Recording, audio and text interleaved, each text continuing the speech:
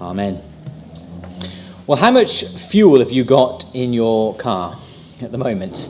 Perhaps you don't have very much. We have very little, as I was thinking about that just then. We've had a bit of a crisis over the last few weeks. Hopefully things are getting back to normal now and there is still fuel at the pumps.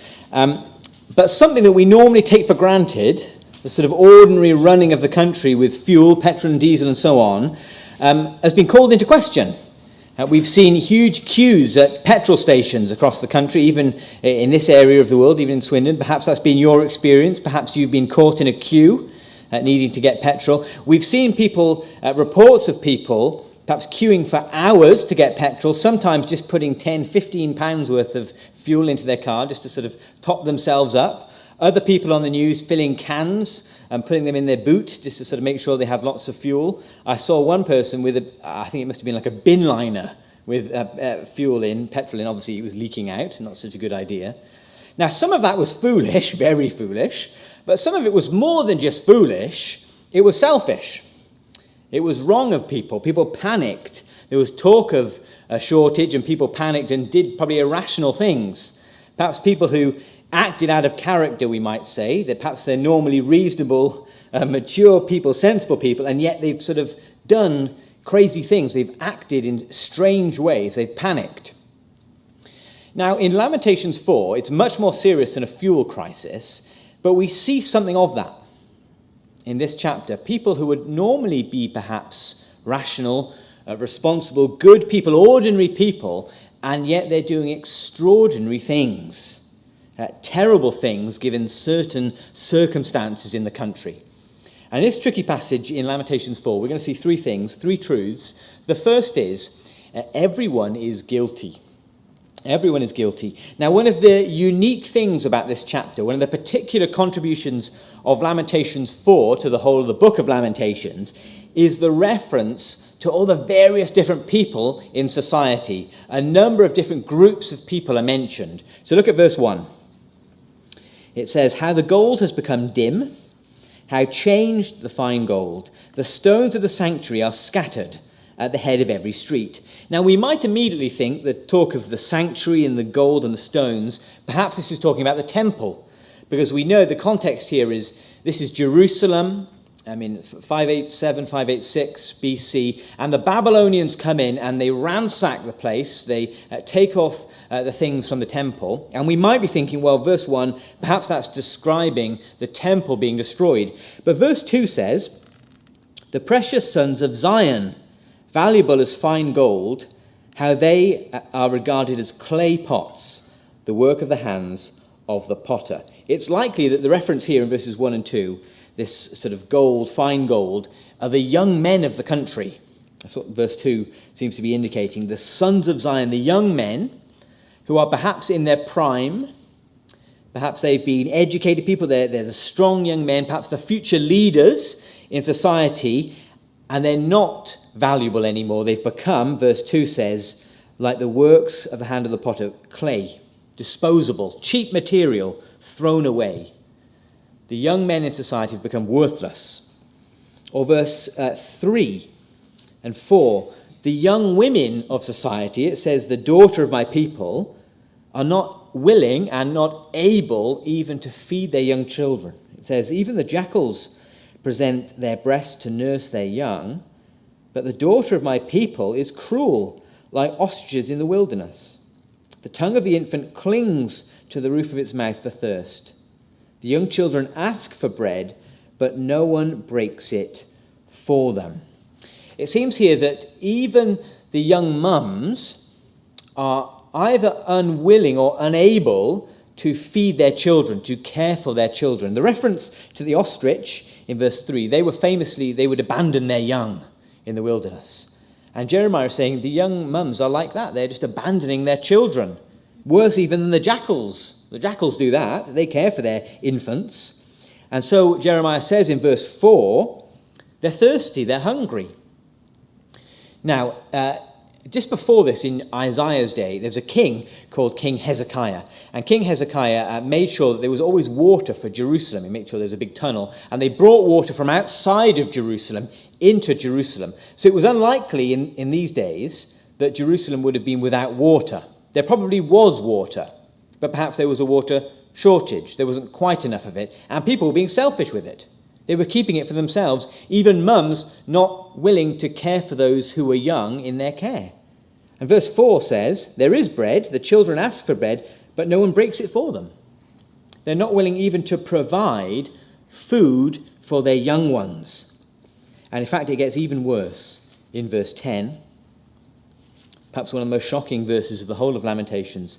The hands of the compassionate women have cooked their own children. They became food for them. They even cooked their own children. And Jeremiah says, verse 10, it was compassionate women who did that.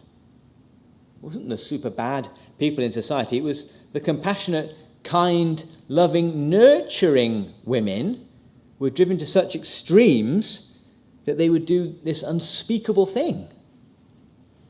It may be that perhaps there was some pagan religious significance, perhaps some of the child sacrifices of the other countries, perhaps it's something to do with that. They were driven to extraordinary actions, terrible actions, because of the circumstances they found themselves in. Normally, compassionate women did this. But it wasn't just the women. Verse 5, those who ate delicacies are desolate in the streets. Those who were brought up in scarlet embrace ash heaps. Now, this is more the suffering than the sin, but even people who were sort of in high society, normally eating good food, brought up with expensive clothes with scarlet and purple, even they were embracing ash heaps, suffering, a terrible reversal of fortunes. And so Isaiah goes on to say in verse 7 and 8, the Nazarites, you may have a little footnote in your Bible at Nazarites, it may say, or nobles. This means sort of those either devoted to God or those in sort of a high esteem, princes, rulers in the country, normally looking good in their appearance. But verse 8 he says, actually they're covered in soot, covered in dirt. They go unrecognized in the streets. Their skin clings to their bones. It has become as dry as wood. Awful things happening, not just to a few, but to all in society. All people contributing to the sins here, all people suffering as a result. And even, verse 13 says, even the religious elite, even the prophets, even the priests, even the holy people, they are suffering too. In fact, not just suffering, look at the first word of verse 13. Because of the sins of her prophets and the iniquity of her priests. These things have happened because of the sins of the priests. It wasn't just that they were sort of faring better. No, it was because of their sins, because they hadn't instructed the people, because they hadn't taught the people, because they haven't reminded the people of their covenant obligations. These things have happened, Jeremiah says. It was their fault. They were meant to teach the people, call them back to the covenant responsibilities that they had, to remind them of God's love, his care for them. But they didn't do that, and not just they didn't do that, they didn't set a good example in their behavior. As a side note, it's a reminder to those of us who have the responsibility of teaching, of preaching, perhaps of being an elder, that setting an example and teaching is a huge responsibility. Now, you may think, well, there's no exact parallel between sort of being a priest and being an elder, and there's not an exact parallel, but there's some parallel in that their job was to teach people as they gathered. That's the job of elders, is to teach and to set an example. In James chapter 3 verse 1 says, those who teach will be judged with greater strictness. They didn't teach the people. They didn't set a good example. And so Jeremiah summarizes by saying in verse 6, the situation that they found themselves in there was worse than the situation than in Sodom and Gomorrah. Now, if you know the Old Testament, you know that Sodom and Gomorrah in Genesis chapter 19 was sort of the worst of the worst. I mean, Sodom and Gomorrah became a sort of byword for those who rejected God, who lived in sin. And yet Jeremiah says, actually, our situation was worse than that because they were destroyed straight away. Suddenly, was sort of brimstone and fire came down. Verse 9 says, those slain by the sword are better off than those who die of hunger, because they were slowly starving. It had become worse even than Sodom and Gomorrah. A dreadful situation for the people to find themselves in. Now, you may be wondering, what do we do with this? How do we seek to apply this? What are we to take away from this in Lamentations chapter 4? After all, verse 10 is an extraordinary situation. It's almost impossible, I think, for us to imagine what that would look like, that you get to the situation that happens in verse 10. How do we understand this? How do we apply this? Well, it tells us something. What it does tell us is that ordinary people, compassionate people, good people, respectable neighbours, given certain circumstances that they might find themselves in, are actually capable of doing terrible, terrible things. Now, one of our favourite box sets is Band of Brothers, if anybody's seen this. None of you then. It's very good. One episode in particular I find very hard to watch. Band of Brothers is a drama set on World War II. It follows the 101st Airborne, and it's very gritty and real and sort of hard to watch at points. There's one episode in particular that is especially hard to watch, and it's when they liberate a concentration camp. And it's hard to watch for all sorts of obvious reasons, but it's hard to watch partly because the soldiers don't know how to respond. They don't know even how to describe what's happened, what they've seen, as they go through the woods and they find this concentration camp. They don't really have words to describe the evil that they've seen. When they go back to their commanding officers, they don't know how to explain what's gone on. And so the soldiers go in, and one of the striking things is that they go to the local village, where there are locals just a few miles away, and they get the locals to come up, and they get the locals to help bury some of the bodies and to care for those who were in the concentration camp. And they say to them, you must have known what was going on.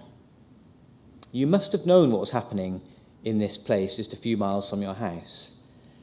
And of course, people did. It wasn't just certain leaders like Hitler and others. There were people who, through certain circumstances, whether that's through indoctrination, manipulation, certain historical situation, economic pressures and so on, either turned a blind eye to great evil or were actually complicit in doing unspeakable things. And in some situation like this, in Lamentations 4, ordinary, compassionate people, given certain situations, did the same thing, did unspeakable things. Now, we may wonder at this point, would we have done that? Would we be like that? It's hard to imagine in our situation whether we would be like that. Would we do the same thing? Well, just think about this for a moment. This is not exactly the same, obviously. But do you remember in the early days of the pandemic when we were all stuck at home and you had to queue to go into the supermarket? And there was a shortage of things like loo roll and things like that, and hand sanitizer. Everyone went crazy for hand sanitizer. And you saw people packing loo roll into the cart far more than they ever possibly needed. Far more.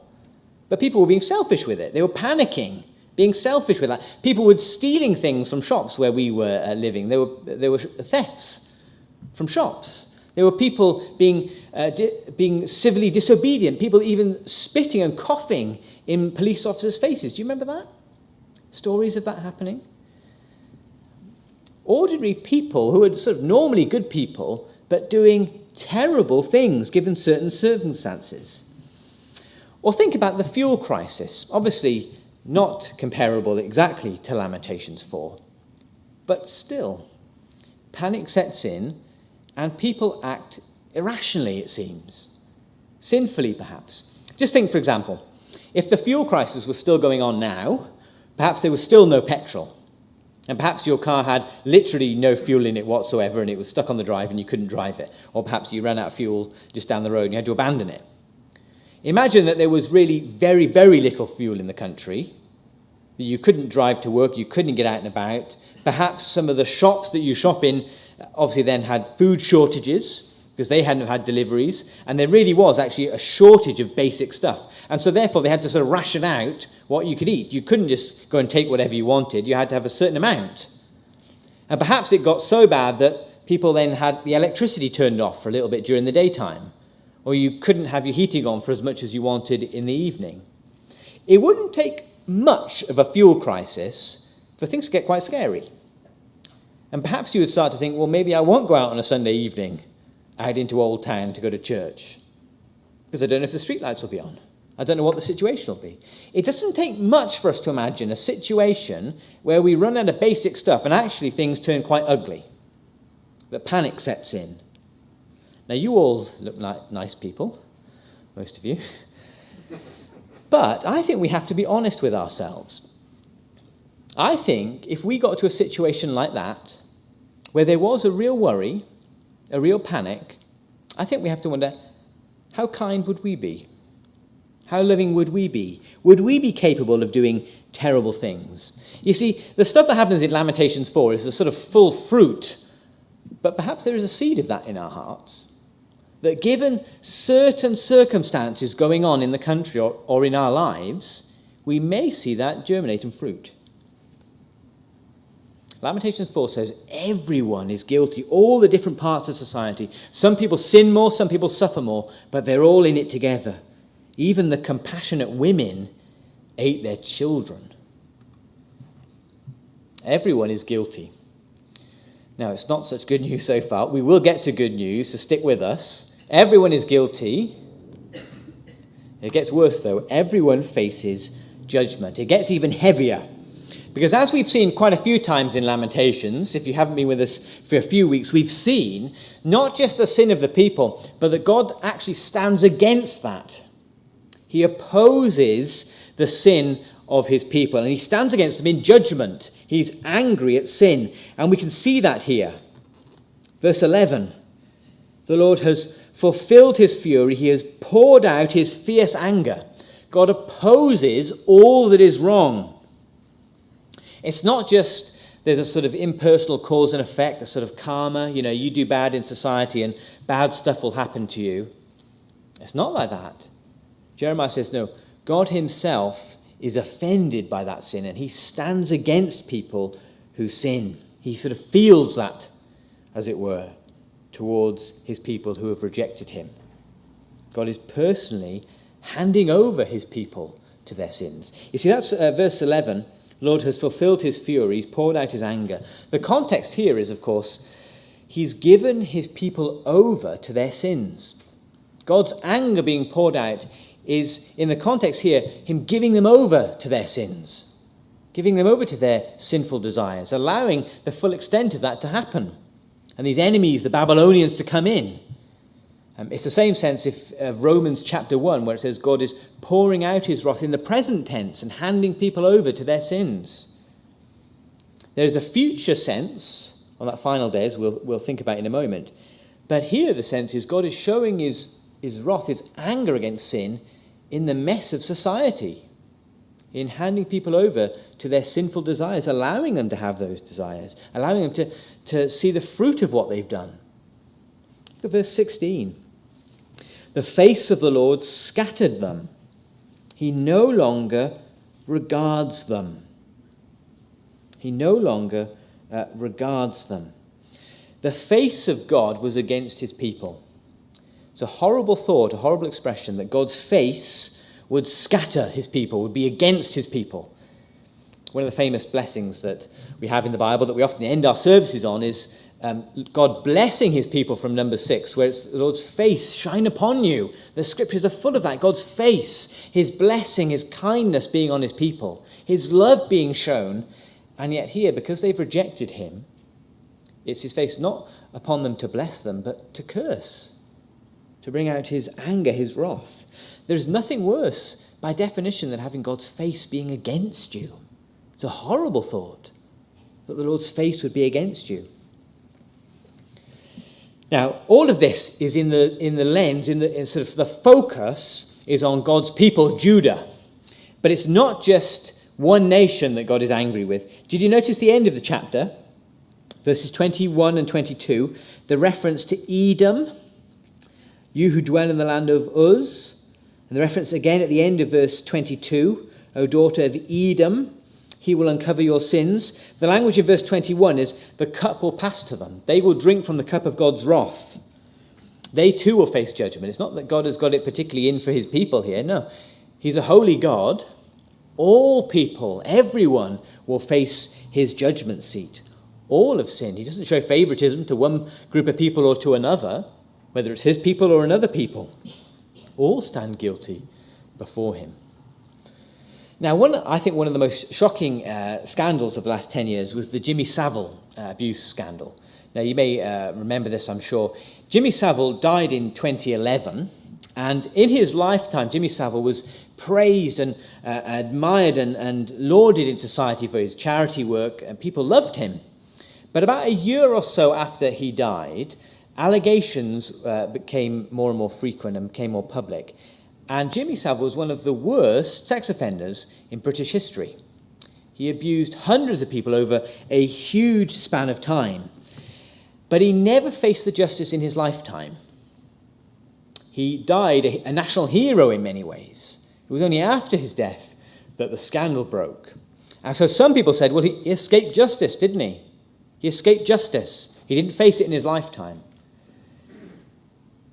But of course he didn't escape justice.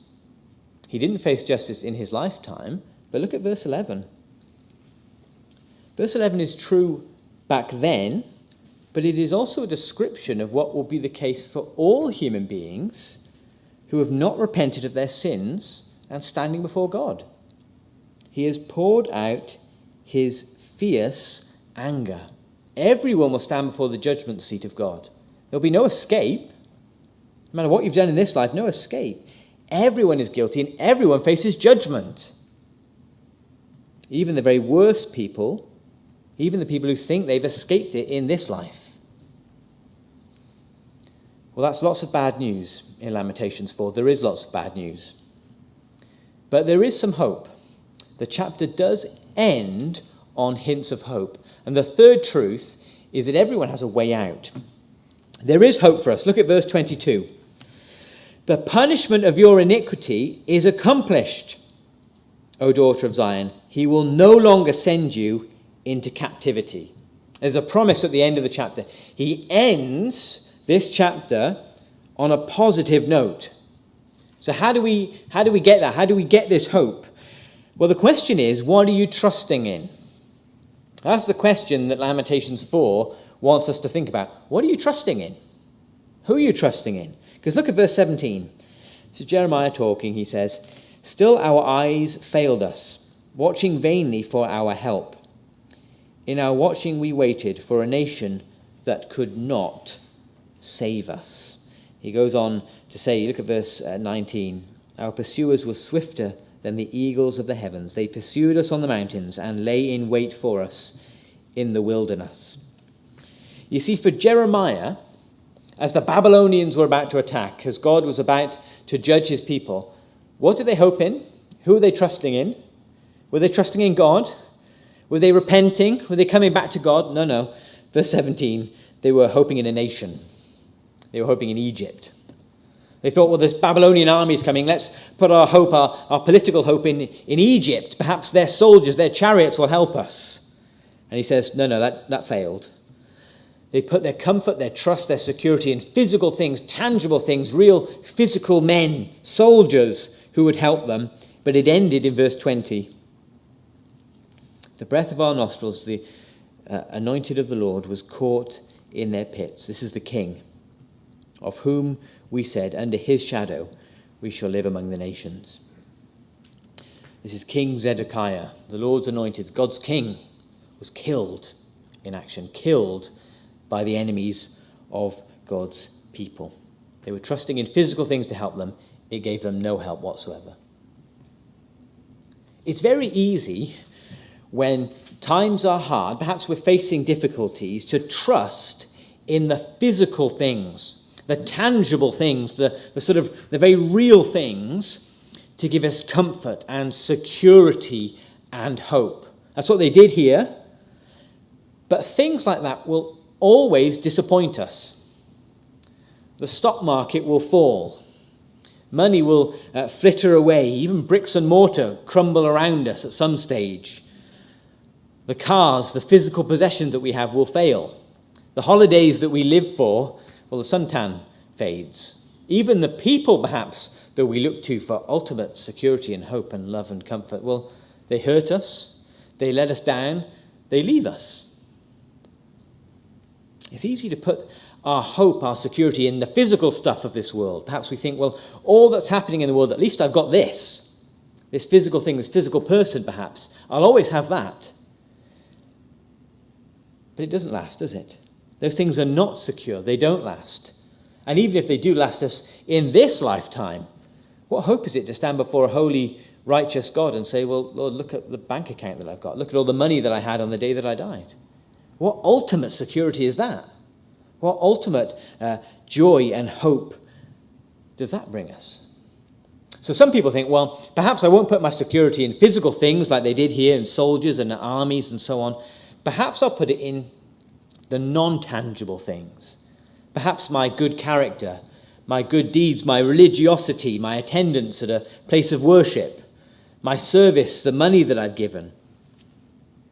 But even those things let us down, don't they? Our religiosity, as good as it may be, is patchy at best.